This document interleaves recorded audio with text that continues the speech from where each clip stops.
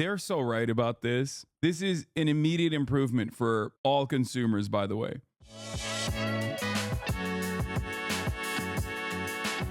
All right, let's talk about some good news. Oh boy, good news. The United States is suing Apple in a landmark iPhone monopoly lawsuit. That's right, the Department of Justice is going after Apple for violating federal antitrust law. What is going on? Now, this is exactly the type of shit that I want to see from the Brandon regime. I want to see this energy in an election year. This is what I want to see. Earlier today, the Department of Justice, joined by 15 states and the District of Columbia, sued Apple in the U.S. District Court for the District of New Jersey for violating Section 2 of the Sherman Antitrust Act. We allege that Apple has employed a strategy that relies on exclusionary, anti-competitive conduct that hurts both consumers and developers. For consumers, that has meant fewer choices, higher prices and fees, lower quality smartphones, apps, and accessories, and less innovation from Apple and its competitors. For developers, that has meant being forced to play by rules that insulate Apple from competition. And as outlined in our complaint, we allege that Apple has consolidated its monopoly power, not by making its own products better, but by making other products worse. Apple carries out its exclusionary anti-competitive conduct in two principal ways. You just want to be EU Parliament so bad. Objectively, American existence would be like noticeably better, 10% better, almost immediately if we started implementing some quality of life adjustments that like European Union regulators do on a regular basis. Like universalizing the power cords, you know what I mean? Like half the time when we inevitably get stuff here that are good quality of life adjustments, it is a consequence of EU regulation making its way here as well because it inevitably is cheaper to just mass produce the same product. This is the nerdy shit that happens in the background where the government is actually working. Unfortunately, the government rarely works in this direction in the United States of America, but I do think that it is a good thing. Like, here's another Brandon example I will use, right? What did he do recently with the credit cards? Like hidden fees. Here's another thing. Credit card late fees are going to be capped at $8. Junk fees. Going after junk fees. Like these are small things that the government should absolutely do that will yield a tremendous amount of popular support. Okay? Especially if they do a good enough job of promoting what they're doing. Get rid of those fees on concert tickets, in my honest opinion. Yes. Going after price gougers. I think Adam Conover, friend of the show, Adam Conover's The G Word Netflix series, which was co-produced by Obama, sorry to tell you, or I think Obama was featured in it, but regardless, he's pretty good at showcasing all the stuff that happens in the background that you basically take for granted that keeps society together and stop it from collapsing completely, that are very necessary, that we just kind of take for granted. It is the other side of government that rarely gets coverage, but is important, okay? This isn't a good thing. You can't be a monopoly of your own universe. Apple owned and more importantly created the stack, top to bottom. Apple have no more a monopoly on iPhones than Sony has a monopoly on PlayStations, or you have a monopoly of being HasanAbi. Wait, what? Sorry, we made it, so it doesn't matter is an insane way to argue on this issue. Especially because it doesn't matter. Monopoly on the smartphone market is more than the phone market itself, chatter. No, it straight up does not matter. Just because a company got like really successful on its own doesn't mean that they can't be violating antitrust rules. They absolutely can, and Apple absolutely is. And breaking some of the monopoly power that these massive corporations have will literally yield consumer benefits. It's about the software. It's like Microsoft lawsuits over Internet Explorer. Remember that? Remember how good that was? I mean, Microsoft still does its very best to try and shove Internet Explorer down your goddamn throat, but think about that. Apple's anti-competitive conduct also includes making it more difficult for iPhone users to message with users of non-Apple products. It does this by diminishing the functionality of its own messaging app and by diminishing the functionality of third-party messaging apps. By doing so, Apple knowingly and deliberately degrades quality, privacy, and security for its users. For example, if an iPhone user messages a non-iPhone user in Apple Messages, the text appears not only as a green bubble, but incorporates limited functionality. The conversation is not encrypted, videos are pixelated and grainy, and users cannot edit messages or see typing indicators. As a result, iPhone users perceive rival smartphones as being lower quality because the experience of messaging friends and family who do not. They're so right about this. This is an immediate improvement for all consumers, by the way. The only reason why you would want this still is so that you can call Android users like broke boys and feel special. And I say this as someone who's never had an Android. I say this as someone who is a firmly committed Apple user. I have an iPhone. I have an Apple MacBook laptop. I have an Apple Watch. I think it's ridiculous that there is no cross-pollination and you can't use other products and you're like trapped in the Apple family. I find it very silly. I think that this is a pro-consumer move. You're just a cuck. What? No, the only reason why you would want to maintain this is because you perceive it as like a status symbol. Well, you choose to be Apple as an odd statement. I don't have an issue using Apple products, but I do think that it would be better overall for every single consumer if there was more cross-pollination, if like all of the apps could be utilized across the board and had all of the same options. For example, in 2013, a senior executive at Apple explained that supporting cross-platform messaging in Apple Messages, quote, would simply serve to remove an obstacle to iPhone families giving their kids Android phones, close quote. In 2022, Apple's CEO was asked whether Apple would fix iPhone to Android messaging. The questioner added, quote, not to make it personal, but I can't send my mom certain videos, close quote. It does seem kind of stupid when you talk about this because you got like Merrick Garland talking about something so silly that people have made memes about. It's exactly this like little shit that impacts daily user experience, daily consumer experience that will yield tremendous benefit for all consumers across the board. This is millions, tens of millions of people, if not hundreds of millions of people that will have a better consumer experience overall. CEO responded, buy your mom an iPhone.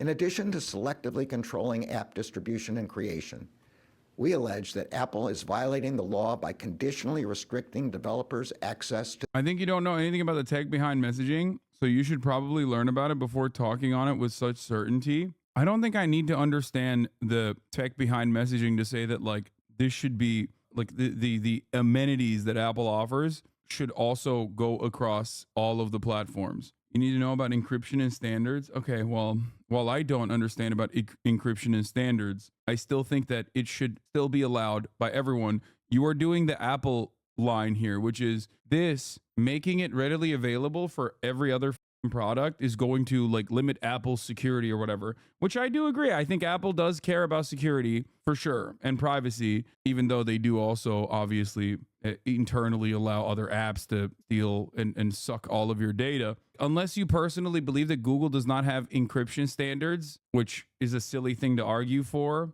I don't know what to tell you. Like, Apple announced that RCS support is coming to iPhone next year. Apple has announced today that it will adopt the RCS, Rich Communication Services Messaging Standard. The feature will launch via a software update later next year and bring a wide range of iMessage-style features to messaging between iPhone and Android users. So I guess that you're advocating for something that Apple has already seen, partially because they knew this was coming and has already decided to move in the direction of. And this is from 2023, November 16, 2023. Apple folds for a third time to the EU, and it means iPhone users can now get red receipts when texting their Android friends. Digital wallets allow users to store and use passes and credentials in a single app, including credit cards, personal identification, movie tickets, and car keys. Apple Wallet is Apple's proprietary digital wallet on the iPhone.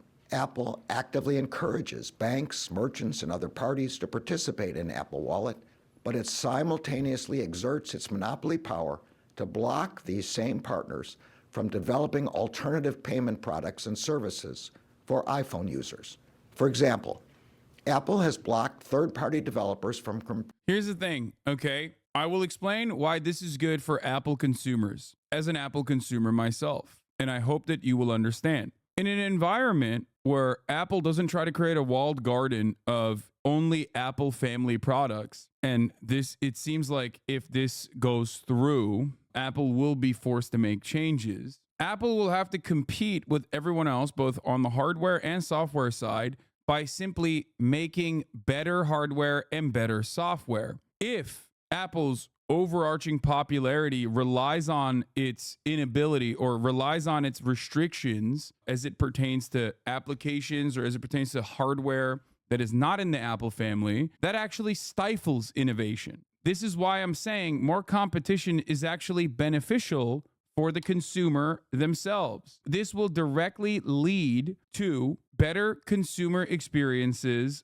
for those who have Apple products. The other side of this is that Apple engages in price leadership, or at least like restriction leadership in this regard, which will get other companies, Google, I guess, is the only other major player in this space, to also try to create a restrictive ecosystem. Whereas being able to purchase a Samsung or Google hardware and use it with ease with Apple hardware and software is beneficial for you. It's actually a good thing. You just cannot imagine the seamless communication that your Apple products have with your Apple iPhone being the same for non-Apple products as well. That's part of the reason why you are claiming that this will be a bad thing. Why have any proprietary hardware or software at that point? Then it's a dumb argument. I mean, don't get me started on this. It's not, though. It's on. Apple's protecting its user experience. They already compete on hardware and software. Bad take, to be honest. Apple has been innovating a lot lately with their hardware and software. This is just forcing them to use other stuff. I think they should be forced to use other people's stuff, because if they are forced to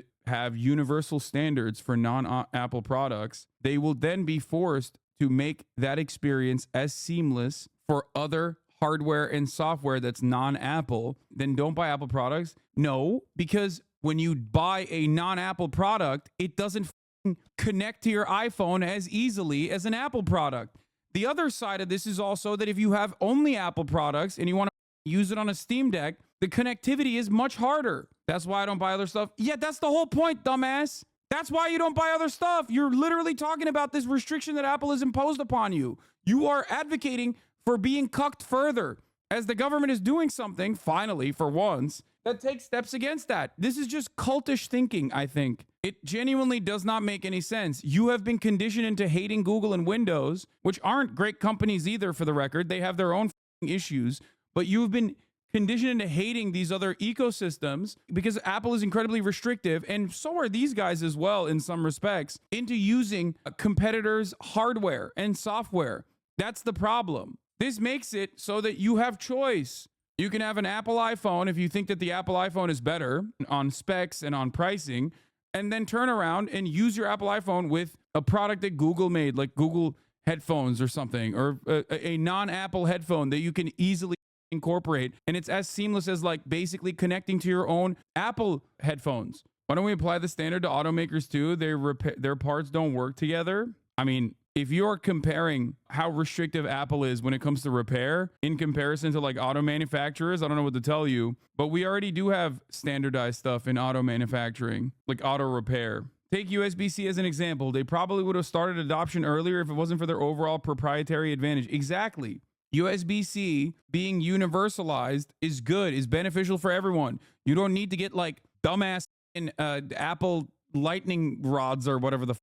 It's a good thing. Now you can share a singular charger. It makes no sense. That's why Tesla isn't great, because we can only use Tesla auto repair shops instead of any auto repair shop. Exactly. Tesla is good for its war against car dealerships, but it's bad when it comes to repair for this exact same reason. No, Hasan, people buy Apple products because people like having many different charger standards. You just don't understand technology. I legitimately don't understand it. It's like advocating against universal chargers for electric vehicles. You know what I mean? Like being a Tesla fanboy and being like, well, Elon invented the supercharger that's like much better than all of the other EV chargers, so he should be able to maintain his supercharger supremacy, which is ridiculous. Every single argument that you've made so far basically just says, I like being in the in club, in the Apple club. How will I feel superior to other consumers with my expensive ass gear. You honestly think this is about us? You don't think this is about the government wanting a backdoor and weaken iOS security? Android has backdoors. Would love for you to comment on this. That's the only part of this that I think is like probably valid, but I do think that there's already ways into Apple as well. You can't claim Ferrari would be a better car if they had to support Honda engines. What? The government is not forcing Apple to use Android hardware, okay? Like to strip Apple hardware and put Android components into it. What kind of comparison is this? I don't understand. That's why the actual analog here is Tesla superchargers, okay? Tesla superchargers is a better example. There are competitors in the marketplace for EVs. The problem is they can't utilize Tesla superchargers, and universalizing Tesla superchargers and ensuring that there's one standard for all electric vehicles is a good thing that will open up the space. That way, people can focus on making better products and not simply use that as a competitive advantage. The reason why you guys don't want to use the USB-C comparison or the supercharger comparison is because you understand that that kind of destroys the argument that you have, because I don't think your argument is a valid one. I think your argument stems from, I want to maintain Apple supremacy. Because let's be real, as an Apple user, as a lifelong Apple product user myself, there is definitely that element of like having Apple products and therefore it's just better. It's just more specs. Like you're so tapped in to the cult of Apple that you feel like one aspect that Apple brings to the table, your take on this is just not good. You will never be able to convince me personally, with the exception of the backdoor shit, that forcing Apple to utilize industry standards, like creating universal industry standards, is a bad thing. Lots of people on the Apple subreddit complaining about this. Yes, because one part of owning Apple products is that instills brand loyalty is the fact that you have an Apple product and you have a lot of like cool stuff that you don't want others to have. So it's a part of the marketing. It's a part of the brand. It's a part of how you develop brand loyalty to it. Creating competing digital wallets on the iPhone that use what is known as tap to pay functionality. That is the function that makes a digital wallet, well, a wallet. Instead, Apple forces those who want to use the wallet function to share personal information with Apple, even if they would prefer to share that information solely with their bank, medical provider, or other trusted third party. When an iPhone user puts a credit or debit card in Apple Wallet, Apple inserts itself into the process that would otherwise occur directly between the user. There's something you need to understand here. Hardware and software relationships will always weaponize compatibility for anti-competitive purposes. Wait, what? I do understand that. And I don't think that that should exist. That's the whole point that I'm making. And that's what I'm trying to explain to Apple fanboys as an Apple fanboy myself. I mean, dude, come on. Like, look, dude, what more do I need to show you? You know what I mean? I have the Apple, what is it? The Plus, the big bulky headphones. I have the in-ear Apple headphones. I have pretty much every Apple product with the exception of the Vision Pro or whatever. Yeah, I have the AirPod Plus. I have the AirPods. I have everything that's Apple. I use almost completely, I use Apple. I have an Apple TV. Are you an Apple fanboy because you're forced to be? Would you have bought a Samsung watch if you could have? Maybe. If it had the same ease of compatibility, potentially. I probably would have. If there was like a easy app integration and it didn't require so much more, yeah, I probably would have. But I love Apple products. That is in part because Apple systematically boxes out third parties' products and services from gaming to digital wallets, limiting choice and blocking potentially better products from emerging. Apple even sacrifices short-term gains to maintain this power. Apple's better at privacy. From degrading the security of text messages to selling your data to foreign governments, Apple's cloak of privacy is a mainly self-serving branding strategy. Apple can improve privacy at any time without engaging in anti-competitive product. It's just eliminating the social capital that you have by having an Apple product, opening up as a consumer for you to utilize so many different products, like a wide range of products that is seamlessly integrated. Because if this is forced, then Apple has to maintain its same seamless transition with third-party developers on the software side, and also products that are not inside of the Apple family. There are currently, obviously, products that they allow that are in the Apple family. You see them when you go to the Apple store. But this would force Apple to basically create that same seamless transition with every product, because that's what competition is. The Supreme Court defines monopoly power as, quote, the power to control prices or exclude competition. As set out in our complaint, Apple has that power in the smartphone market. Now, having monopoly does not itself violate the antitrust laws, but it does when a firm acquires or maintains monopoly power, not because it has a superior product or superior business acumen, but by engaging in exclusionary conduct. As set out in our... A lot of what makes them good is software efficiency. It's not entirely a hardware thing. Yes, it does. But that software efficiency would be forced upon Apple for all non-Apple products if they were basically forced to literally utilize all matter of different... Hasan's one corpo blind spot. Wait, what? No, it's the exact opposite. The corpo lover. Are you misunderstanding the point I'm making? No, I'm anti-corporate here. What the I'm saying the government literally regulating this so that Apple is forced to create better software and better seamless consumer experiences for those who want to use non-Apple products is quite literally the opposite of what you think I'm saying. They stifle innovation. They hurt producers and workers, and they increase costs for consumers. If left unchallenged, Apple will only continue to strengthen its smartphone monopoly. But there's a law for that. The Justice Department will vigorously enforce antitrust law. Enforcing the law protects consumers from higher prices and fewer choices. That is the Justice Department's legal obligation. That is what the American people expect. That is what they deserve. You should use an Android. I mean, maybe in the future.